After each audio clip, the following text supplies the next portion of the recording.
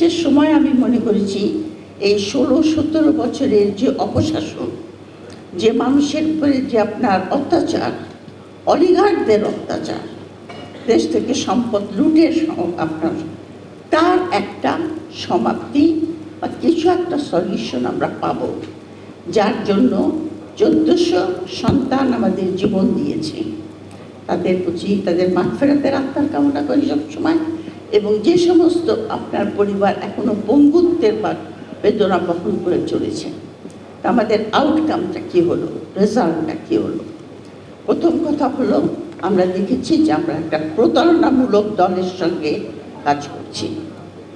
সেই প্রতারণামূলক দলটি প্রথম থেকেই আপনার মেটিকুলাসলি প্ল্যান করে, যাতে এই অভ্যুত্থানের যে স্বপ্ন আমরা দেখেছি নতুন রাজনৈতিক বন্দোবস্তে এবং নতুন একটা রাজনীতি, নতুন সমাজ গড়ার, সেটাকে আপনার ভেস্তে দেওয়ার জন্য মেটিকুলাস প্ল্যান করা হয়েছিল, ইনক্লুডিং দ্য ইলেকশন।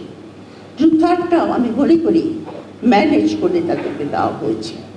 কথা হলো, কারা দিয়েছে? দিয়েছে বাংলাদেশের এলিটরা। বাংলাদেশের এলিট আপনার সিভিল মিলিটারি ব্যুরোক্রেসি, পলিটিশিয়ান, কিছু অংশ সুশীল, তারা তাদের ক্ষমতা ছাড়তে চায় না। সেই জন্য এটাকে ভণ্ডুল করার প্ল্যান করা হয়েছে। এবং একথা মাননীয় মন্ত্রী সালাউদ্দিন সাহেবের কথা উঠে এসেছে যে আমরা নির্বাচনটা পাওয়ার জন্য এগুলিতে রাজি হয়েছি এবং সই করেছি। এ কথাটা কিন্তু যিনি এখন স্পিকার, তিনিও কিন্তু একবার বলছেন যে আমরা গণভোটে রাজি হয়েছি নির্বাচনটা পাওয়ার জন্য। এবং সংসদে দাঁড়িয়ে যখন একজন মন্ত্রী একথা স্বীকার করেন এবং আমরা দেশশুদ্ধের লোক মেনে নেই এবং তার দলও মেনে নেয়, তাহলে এইখানে আপনি গণতন্ত্র প্রতিষ্ঠা করার জন্য যে সংগ্রাম, সেটা যে কত কঠিন হবে সেটা আমাকে বুঝিয়ে বলতে হবে না। কারণ আপনারা অনেকেই বিদেশে থাকেন, বিদেশে আপনারা চাকরি করেছেন, লেখাপড়া করে এসেছেন। আপনারা জানেন, ফর এক্সাম্পল, এখানে একজন কানাডা থেকে এসেছে। সেখানে যদি কোনো মন্ত্রী আপনার সংসদে দাঁড়িয়ে এরকম মিথ্যা কথা বলতো, সেই দিনই তার রিজাইন দিতে হতো, সেই দিনই তার রিজাইন দিতে হতো। তা না, তার দলের লোকরা তাকে কম্পেল করতো যে আপনি রিজাইন দেন, কারণ আপনি আমার দলকে আপনি বলতে চাচ্ছেন লোকের কাছে যে আমরা প্রতারণার সাহায্য নেই। সুতরাং আমাদের পলিটিক্যাল কালচার অত্যন্ত নাজুক। তার মানে এই না যে আমরা সব কিছু ছেড়ে দেব। কথা হলো যে আমরা কেমন করে এই জুলাই সনদটাকে, এই সরকার যারা ক্ষমতায় বসে গেছে, এই সরকারকে কেমন করে এই জুলাই সনদটাকে অ্যাকসেপ্ট করাবো, এই গণভোটটাকে কি করে অ্যাকসেপ্ট করাবো। আবার সেখানে বলতে হয় যে সংগ্রাম কঠিন হবে, কারণ যখন একটা সরকার, এটা কিন্তু মেটিকুলাস ডিজাইন, যে একবার যখন আমি সরকারে বসে গেছি, টু থার্ড মেজরিটির একটা কাজ আছে। তার মানে তারা যা খুশি তাই করতে পারে, তারা সংবিধানকে বদলে দিতে পারে। তাদের কোনো আইন, কোনো কানুন পাশ করার জন্য বিরোধী দলের কোনো মতামতের প্রয়োজন হয় না। বিরোধী দল একমাত্র ওয়াকআউট করতে পারে।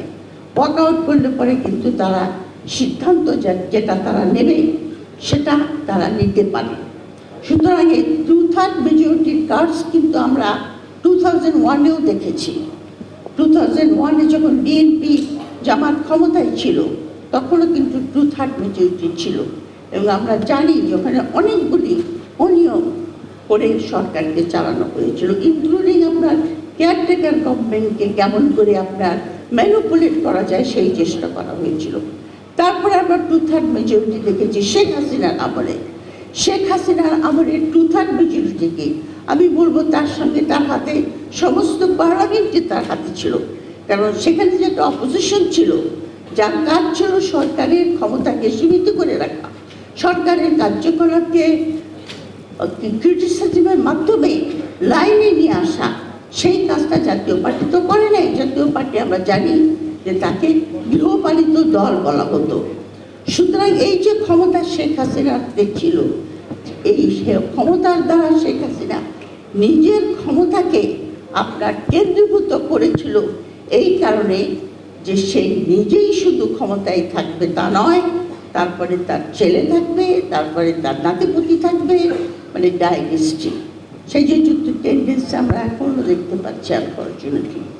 এবং শেখ হাসিনা যে কাজটা করেছিল ক্রমান্বয়ে, এবং এর উপরে আমি সিরিজ অফ আর্টিকেলও দিয়েছিলাম, সেটা হলো যে কোনো গণতন্ত্র আপনার প্রতিষ্ঠা করতে হলে, প্রাতিষ্ঠানিক রূপ দিতে হলে আপনার রাষ্ট্রের যে সমস্ত ইনস্টিটিউশন বা প্রতিষ্ঠানগুলি আছে সেগুলির প্রাতিষ্ঠানিক দরকার।